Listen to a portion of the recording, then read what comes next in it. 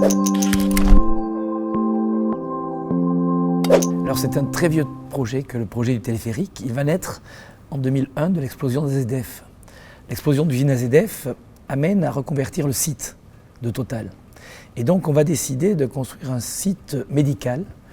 Et Philippe Douste-Blazy à l'époque dit mais il y a peut-être quelque chose à faire entre Université Paul Sabatier, l'hôpital Rangueil et l'Oncopole.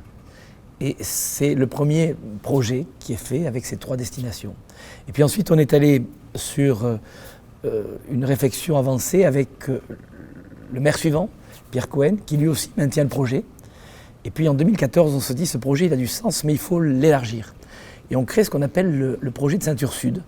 Le projet de Ceinture Sud, c'est une grande tangente dans le sud du territoire, avec au milieu le maillon que constitue le téléphérique. Donc le téléphérique n'est pas un projet autonome, c'est un projet de Ceinture Sud avec de part et d'autre du téléphérique des lignes de bus rapides qui nous permettent d'avoir une grande Ceinture Sud dans le territoire. C'est un projet qui est très passionnant, qui est vraiment ludique, j'allais dire. Les congressistes ont visité le projet de Téléo, ce qu'on appelle Téléo, c'est le téléphérique de Toulouse. On leur a montré plusieurs choses. On leur a montré le garage atelier où on va remiser les cabines téléphériques. On leur a montré comment se fait le chargement des personnes, avec en particulier une accessibilité qui est particulièrement intéressante. On leur a fait écouter le bruit. C'est très silencieux, Téléo. On a une surface au sol qui est assez faible, le pylône, mais on passe par-dessus des habitations à proximité d'équipements publics. Donc ça suppose un mode de réflexion qui est très différent de ce qu'on peut avoir sur des projets plus traditionnels de tram ou de métro.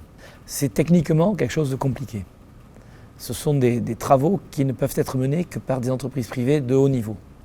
Mais derrière le transport public, il y a cette idée de transport public au sens service public. Et je crois qu'il faut garder cette dimension-là. Je travaille depuis 30 ans dans le monde des EPL. J'en ai croisé beaucoup. J'ai toujours beaucoup apprécié l'agilité que permet l'EPL par rapport à des structures soit trop publiques, soit trop privées.